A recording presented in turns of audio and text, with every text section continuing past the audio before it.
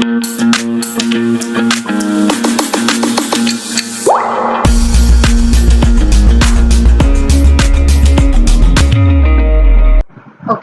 so government is the organization that is a political unit, the ruling power in political society, and the apparatus through which apparatus मतलब क्या होता है बेटा? The parts by which we can apparatus मतलब क्या होता है? जैसे मैं कोई कुछ काम कर रही हूँ तो इसमें जो भी चीजें मेरे यूज होती हैं उन्हें हम apparatus कहते हैं. साइंस में समझ आएगा आपको ये सब चीजें, ठीक है?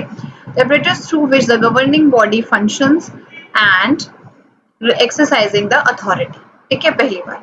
Levels of government. India is a representative democracy where the people are eligible to vote, elect representatives, and participate in the decision-making process.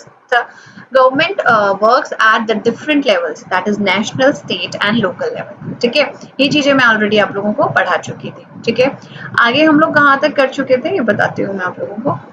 Then national level, it refers to the area. आप लोग इसे note कर सकते हो, इसे हम union level भी कहते हैं. नेशनल लेवल को ही आपको सेंट्रल भी कहा जाता है. ठीक है, it refers to the area of the government is concerned with the national issues such as taxation, defence, international relations and trade. ठीक है, समझ आ गया सबको? जो भी आपके इंटरनेशनल इश्यूज हैं, ठीक है, या फिर आपका जो सेंट्रल लेवल का इशू है, जैसे डिफेंस है, डिफेंस को कौन कंट्रोल करता है बेटा? आपका नेशनल गवर्नमेंट, सेंट्रल गवर्नमेंट. ठीक है, समझ आई? स्टेट गवर्नमेंट में each of the state has a own police force, education system, road laws etcetera. ठीक है, हाँ जी, आप लोगों ने लहर नोट कर लेना है. ठीक है, जो मेन मैं जहां पर भी अंडरलाइन कर रही हूँ आप नोट कर लो. ठीक है, फिर आता है local government. Local government is known as the panchayat in the rural area. ठीक है, जो एक देखो, लोकल को भी हमने दो चीजों में डिवाइड किया है. Local is into the two parts. एक है आपका रूरल, एक होता है आपका अर्बन. ठीक है, अर्बन मीन्स जो आपका क्या है? अर्बन मतलब जो सिटीज है. ठीक है, अर्बन एरिया वो है, सिटीज वगैरह जो है. ठीक है, जो डेवलप्ड है. रूरल मतलब जो विलेजेस है. ठीक है, तो रूरल में हमारे पास पंचायत होती है जहां पर हमारे गांव में अगर हमारे एरिया में कोई प्रॉब्लम आती है तो we go to the panchayat. ठीक है, वी रेफर टू द जो सरपंच है उनसे बात की जाती है. अर्बन में हमारे पास म्युनिसिपल कॉर्पोरेशन होता है. मैंने बहुत अच्छे से आप लोगों को समझाया था पिछली क्लास में इस चीज के बारे में. फिर नगर पंचायत, ठीक है, उन्हें हम अर्बन उसके अंदर बात करते हैं. ठीक है, these are the three local areas. ठीक है, three is a level of Indian government. State level, local level. ठीक है, सब समझ आ गया सबको? इतना यहाँ तक हम ऑलरेडी कर चुके थे. किसी को कोई प्रॉब्लम तो नहीं है? Okay, good, very nice. ठीक है, आगे हम कंटिन्यू करते हैं बेटा. Laws and the government. ठीक है, लॉज एंड द गवर्नमेंट.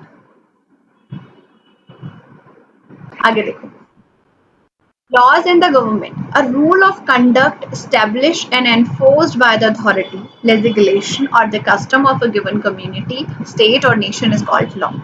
बात ध्यान से सुनिए, जो मैं बता चुकी हूँ फिर से सुन लीजिए. देखो, मैंने कहा गवर्नमेंट सबको समझ आ गई क्या थी. ठीक है, पर गवर्नमेंट किस बेसिस पर काम करेगी वो बहुत जरूरी है. उसे हम लॉ कहते हैं. What we call it? Law. Law मतलब rules and regulation on which we are bound to do the work. ठीक है, अब आपके लॉ के अकॉर्डिंग आपको बोला गया है कि आप क्लास 1 ही स्टार्ट करोगे. ऐसा तो नहीं आप डायरेक्टली क्लास 5th में आ जाते हो. आपका स्कूल का एजुकेशन सिस्टम क्या है? या फर्स्ट क्लास के बाद ही सेकंड क्लास में जाओगे?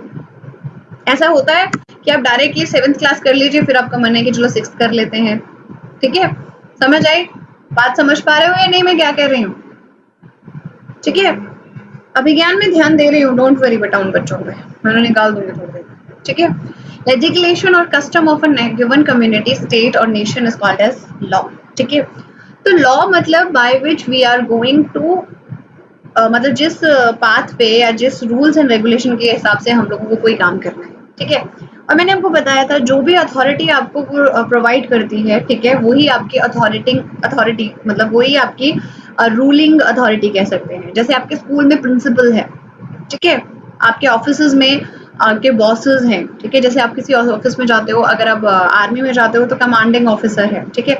मतलब आपकी जो अथॉरिटी है वही आपको रूल करेगी, क्योंकि उसके वो आपको लॉ और लेजिस्लेशन पे चलने के लिए बात करेगी। समझ आई मेरी बात? It is both the responsibility of government and citizen to uphold the integrity of the laws. ठीक है? ये दोनों की ही रिस्पॉन्सिबिलिटी है। एक तो गवर्नमेंट की रिस्पॉन्सिबिलिटी है और सिटीजन की रिस्पॉन्सिबिलिटी है कि वो लॉज हैं उसके अकॉर्डिंग ही कोई काम हो, ठीक है? क्योंकि अगर आप लॉ के अकॉर्डिंग नहीं चलोगे तो कंट्री के अंदर आप क्या कहते हैं, एक फीलिंग आएगी अनरेस्ट की, ठीक है? लोगों को लगेगा अगर वो बंदा लॉ से नहीं चल रहा तो मैं क्यों चलूं, ठीक है? अगर मैं आपको रूल बना दूं कि आपकी जीके की क्लास है, ठीक है, पर कब है किसी को ना बताऊं, समझ आ रहे हो मेरी बात? बात को समझो कि आपकी जीके की क्लास होगी बट मैं टाइम टेबल नहीं बता रही, ठीक है? कुछ भी नहीं बता रही हूँ, कोई कुछ नहीं है, ठीक है? तो आप क्या करोगे बेटा? आपको समझ आएगा कब लगेगी क्लास, कुछ पता ही नहीं होगा। या फिर मैं क्लास में बोल दूं, जीके की क्लास में आएगा कि मैंने आपको जीके की क्लास दे दी बट मैंने आपको क्लास मेंशन नहीं करी कि कौन सी क्लास आएगी, ठीक है? तो उसमें सारे बच्चे आ जाएंगे, first second third fourth fifth six seventh eight nine tenth. तो क्या मैं इजीली उन लोगों को टीच कर पाऊंगी? ठीक है?